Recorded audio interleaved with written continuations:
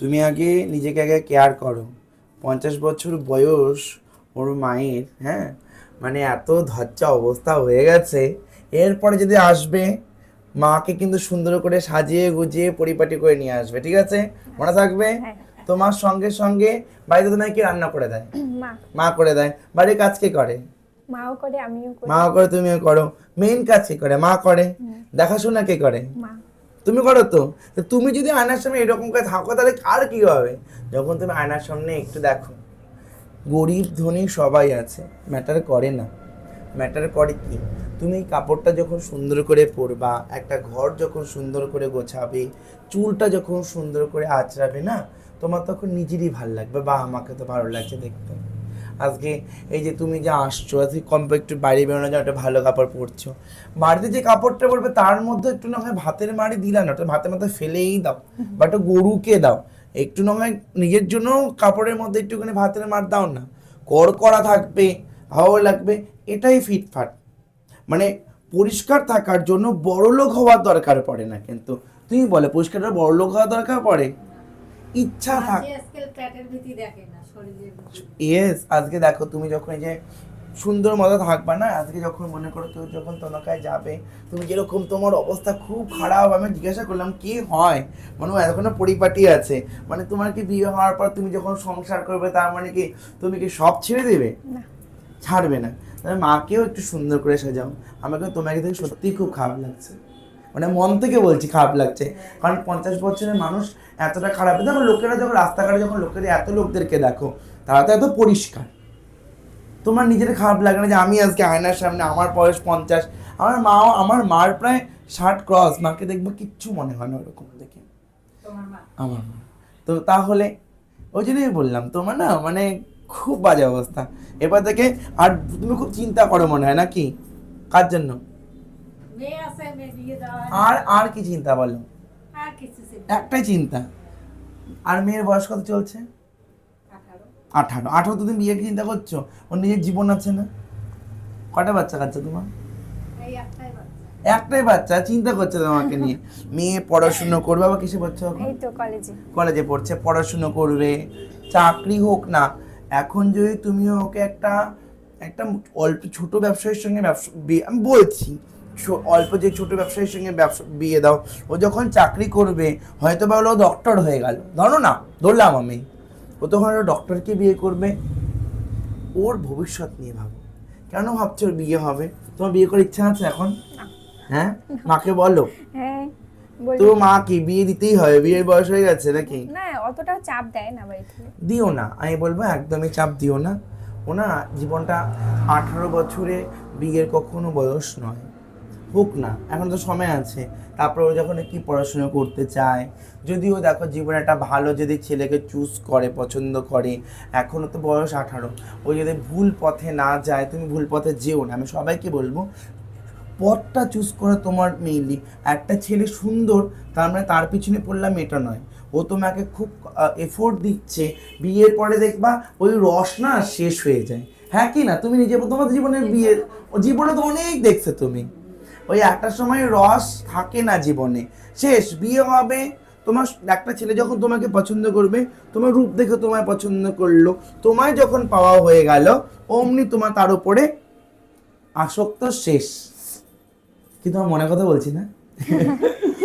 তো সেক্ষেত্রে একটু সময় নিয়ে করো, মানে যে কোনো জিনিসের একটা সময় আছে আলাদা। মানে যখন তুমি নিজেকে, 18 বছরে না একটা মেয়ে কিছু বোঝে না, কিচ্ছু বোঝে না। যখন তুমি 20 বছর হবে, 21 বছর হবে, নিজে বুঝতে পারবে যে আমার কি করা উচিত, কি করা উচিত না। আজকে তুমি আমি তোমার এখন মনে হবে আমি এখন সব বুঝে বসে আছি, এটা খুব স্বাভাবিক বিষয়। একটা 22 বছরের ছেলে বলবে হ্যাঁ আমি তো চাকরি পাবোই, কোনো ব্যাপার নয়। যখন সে 26 বছর 27 বছরকে চাকরিটা পায় না, তখন বোঝে আসল বাস্তব। এই 18 বছর 16 বছরের লোকেরা মেয়েরা বিয়ে করছে, বিয়ে করার পরে যখন সে একটা বাচ্চা আসে, তখন বলে কেন যে আমি এই মুহূর্তে বিয়ে করলাম, তার থেকে আমার লাইফটাই ভালো ছিল। এটাই বললাম, সঠিক মানুষ চুজ করো সময় নিয়ে। আর না হয় যদি এখন বিয়ে করো, মা বিয়ে পরে চাপ দিবে, মা আস্তে থেকে বিয়ে চাপ দিবে না, দিবে না কিন্তু চাপ, হ্যাঁ ঠিক আছে। তো সঠিক সিদ্ধান্ত নাও, একটু সময় লাগবে, আর 2 বছর 4টা বছর, মেয়েরা একটু তাড়াতাড়ি বড় হয়ে যায় তো, 2 বছর 3টা বছর সময় নাও, দেখবে তুমি না বাস্তব বুঝতে শিখবে।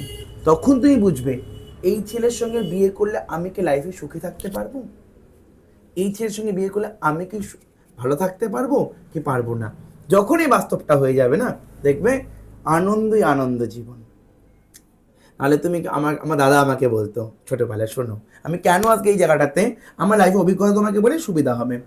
আমি আগে না আমি খুব একটা কাজ করতাম না, পড়াশুনো করতাম না, করতাম। এখন পড়াশুনো কর, তুই 25 বছর তুই পড়াশুনো কর, তুই দেখিস সারা জীবন আনন্দের সুখে কাটাতে পারবি। এইবারে তুই 30 বছর অবধি আনন্দ করবি আমাদের সঙ্গে থেকে, 30-এর পরের থেকে সারা মরা অবধি চিন্তা দুশ্চিন্তায় তো সারা জীবন চলতে থাকবে। বাস্তব কথা, আমি 25 পড়াশুনো করলাম, আমি বুঝলাম আমার জীবনে কি দরকার, 25-এর পরে বুঝলাম হ্যাঁ আমি দাঁড়াতে পারবো আমার নিজের জায়গাতে। আজকে আমি তোমার সামনে, তুমি আমাকে আজকে দেখছো, আমার সঙ্গে কথা বলছো, আজকে যে আমার জ্ঞানটা, এই জ্ঞানটা একদিন আসেনি বাবা, সময় অনুযায়ী আসে। আমি যখন 25 অব্দি 26 অব্দি আমার মনে হচ্ছে সব পারবো করতে, করতে যাবে না, অত সহজ নয়। রান্নাটাও কিন্তু খুব কঠিন। আজকে তুমি অভিজ্ঞতা রান্না শিখছো, মেয়েকে বলো তার সেম টেস্ট করতে পারবা, করতে পারবে না। তাই এটাই হলো বিষয়টা, অভিজ্ঞতা বাবা, এত তাল নাই। আজকে তোমার মাকে এই জন্যই বললাম যে তোমার যেন বিয়েটা না দেয়, এত কথা এই জন্য বললাম বিয়েটা নেয়। তুমি জাস্ট এখন দম লাগাকে পড়াশোনা করো, কারো কথা শুনবে না। কেউ যদি পাশের বাড়ির কেউ যদি বলে মেয়ের বিয়ে বয়স হয়ে যাচ্ছে, মেয়ের বিয়ে দিয়ে দাও, শুনবে না। নির্দিষ্ট নিজের লক্ষ্যে পৌঁছাও। তুমি যদি কোনো কিছুতে যদি মনে হয় রান্না করতে, রান্নাটাই ভালো করে করো।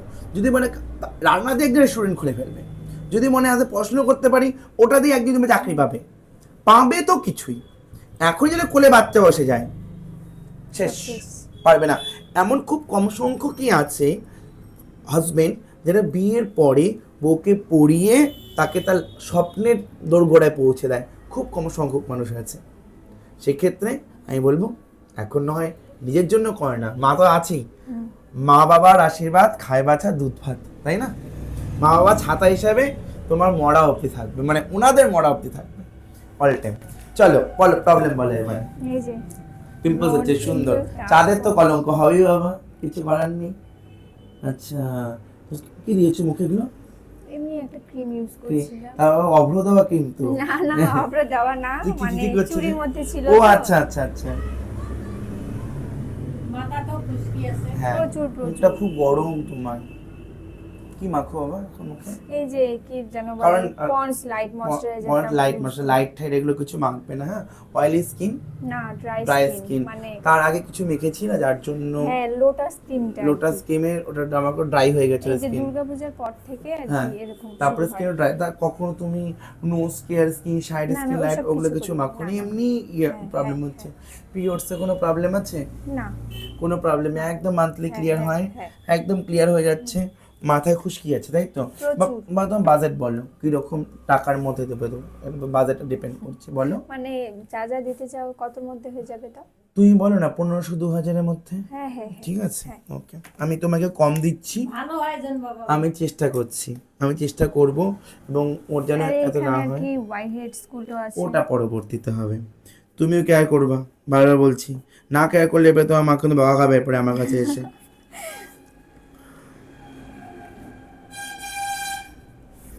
পিম্পল গুলো চুলকায়, এই যে এখানে একটা উঠছে, এটা খুব চুলকায়, মানে নতুন নতুন উঠলে আর ওগুলো চুলকায় চুল খুব। খাচ্ছে না? আচ্ছা, বাড়িতে ইয়া আছে, আর মিক্সার গ্রাইন্ডার আছে কি? না। আর নেই না? তাহলে কাজ করে প্রত্যেকদিন বিট, গাজর, টমেটো প্রত্যেক দিন খাবার সময় ইনস্ট্যান্ট কাটবে, মাকেও দেবে একসঙ্গে, হ্যাঁ।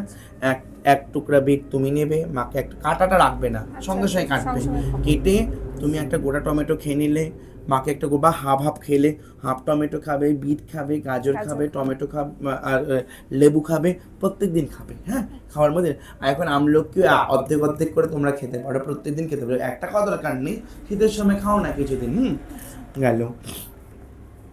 একটা তোমাকে ময়শ্চারাইজার দিচ্ছি, আর হলো এদিকে তোমায় দিচ্ছি একটা সোপ, ক্যাটিন shampoo, soap, serum, pack, gel, আর হলো একটা ময়শ্চারাইজার, আর তোমাকে একটা হেয়ার প্রোটিন প্যাক। ড্যান্ড্রফ খুব খুব খুশকি হ্যাঁ, মাথা খুব, মতো। খুব। আচ্ছা, তো এই কটা ইউজ করলেই তোমার স্কিনের মধ্যে যে পিম্পলসটা কমবে, Dark মুখ spot টা? মুখে লাল লাল হয় না, না বাইরে না, বাইরে না, হয় না, ওটা হয় না। গরম একটু হয়ে গেছে মুখটা, এত কথা বলেছো টেনশন হয়ে গেছে। বাড়িতে মনে হয় কি যে আমার সঙ্গে যে কতগুলো কথা প্রেম টেম করো না কি? না, না। একদম না, এই মুহূর্তে একদম সঠিক তোমাকে তো এই 15-20 দিন ধরেই ভিডিওতে দেখেই আমি তো আচ্ছা। যাবই। আচ্ছা, একই রকম দেখতে না আলাদা রকম দেখতে? সেম সেম, আরো ভালো আর দেখতে। ভালো দেখতে না? থ্যাংক ইউ বাবা, এই কমপ্লিমেন্টটা আমাকে সবাই দেয়। নাকি সামনে থেকে ভালো দেখতে। আশা নেই বলো। সুন্দর ব্যবহার। আচ্ছা, তোমার হচ্ছে 400, 500, 1000-এর মধ্যেই তোমরা প্রায় 1800-র মধ্যে বাবা, তোমার একটা দাও তো, ওই যে যেগুলো। টিস্যু লাগবে? দাঁড়াও। এই নাও। তো তোমার ব্যাপারটা হচ্ছে দেখো, সাবান একটা তোমাকে সোপ দেওয়া হলো, আর একটা জেল দেওয়া হলো, একটা ফেস প্যাক দেওয়া হলো, একটা অ্যাক্টিভ সিরাম দেওয়া হলো, আর একটা ময়শ্চারাইজার। ঠিক আছে, এইটাতেই তুমি মেনলি ইউজ করবে। ভিডিওতে দেখোই বুঝেই গেছো কি কীভাবে ইউজ করতে, তবুও তোমাকে বলে দেবে ভেতরে। এবং যদি তুমি স্কিন টান দেয়, তবে এটা তো নারকেল তেলের সঙ্গে মিক্স করবে সারাটা দিনে। হ্যাঁ, একটু অল্প অল্প, তোমার বেশি যদি দরকার টান নেই। দেয়। ঠান্ডা দিন ময়শ্চারাইজার, তাছাড়া ময়শ্চারাইজার মাখবে না। আর শ্যাম্পুটা তুমি ক্যাটি শ্যাম্পুর ভিতরে আছে, শ্যাম্পু একটা তোমাকে দেওয়া হলো মেনলি ড্যান্ড্রফের জন্য, সাথে হেয়ার প্রোটিন প্যাক একটা দেওয়া হচ্ছে। তোমার মা তোমাকে এটা মাখিয়ে দেবে, ডিমের হ্যাঁ, সাদা অংশে দেখছি। লেবুর রস, নারকেল তেল, আগে করে শ্যাম্পু করে দিয়ে। নিলে। তারপরে দেখো, এটা হচ্ছে ভিডিও দেখার ফল, আমার কিছু বলতে হচ্ছে না, উনি জানে কি করে করতে হবে, এবং প্রপারলি ভালো রেজাল্ট নিয়েও আসবে, আমি এটুকু কনফার্ম দিতে পারি। প্রথমত 2-4 দিন একটু প্রবলেম হলে তারপর ঠিক হয়ে যাবে। যদি স্কিনে প্রবলেম দিচ্ছে, মনে র্যাশ বনেছে, ব্রণ বেরোচ্ছে, সব বাদ দেবে, সব বাদ, একদম সব, শুধু জেল নারকেল তেল সারাদিন চলতে থাকবে। বেশি তেল হলে কোনো পিম্পলস হয় কিন্তু, দেখবে মাঝে মাঝে একটু একটুখানি ইয়েটা না দিয়ে রাখবে, ওটাকে তোমার ওই তেলটা দিবে না মাঝে মাঝে, সেই হিসেবে তুমি করতে পারো। ঠিক আছে, করতে থাকো, ভালো রেজাল্ট, এটা তুমি জানোই, এই তো নতুনভাবে কিছু বলার নেই, ইউজ করতে থাকো, খুব ভালো রেজাল্ট চলে আসবে। তো আসছি আমি, সোপটা তো দিনে দিনে 2 দুবার ইউজ করো। হ্যাঁ, আর প্যাকটাও তুমি পিম্পলসগুলোর উপরে তুমি দিয়ে রাখতে পারো। রাত্রি বেলা। হ্যাঁ হ্যাঁ হ্যাঁ, রাখতে পারো, সিরাম দিলে তাহলে প্যাকটাকে রাখতে রাখবে। আসছি কালকে, মানে জলপাইগুড়িতে সকাল 10টা থেকে সকাল 11টা থেকে সন্ধ্যা 6টা অবধি সবাই চলে এসো সেখানে। আর খুব সুন্দর করে তোমরা ভদ্র হয়ে বসবে, আর আমি সবাইকে নাম অনুযায়ী ডেকে নেবো। আজকে সবাইকে কল করব, আজকে 9 তারিখ, আজকে সবাইকে কল করব কার কখন টাইম আছে সেটা নিয়ে। থ্যাংক ইউ, ভালো থাকো দ্য শাইন। আর তোমরা আমাকে অফিসিয়াল নাম্বারে হোয়াটসঅ্যাপ করবে বা কল করবে, আমার পার্সোনাল নাম্বারে আমি এবারে চেঞ্জ করতে বাধ্য হচ্ছি। সারাদিনে প্রায় 100, 200, 300 খানা কল আসে, আমি এবারে অফ করতে ওটা বাধ্য হচ্ছে, ওখানে আমাকে আর পাবে না। ঠিক আছে, কারণ আমার পার্সোনাল নাম্বার বলেই আর কিছু রাখলাম না। থ্যাংক ইউ সবাইকে, ভালো থাকো, ধন্যবাদ।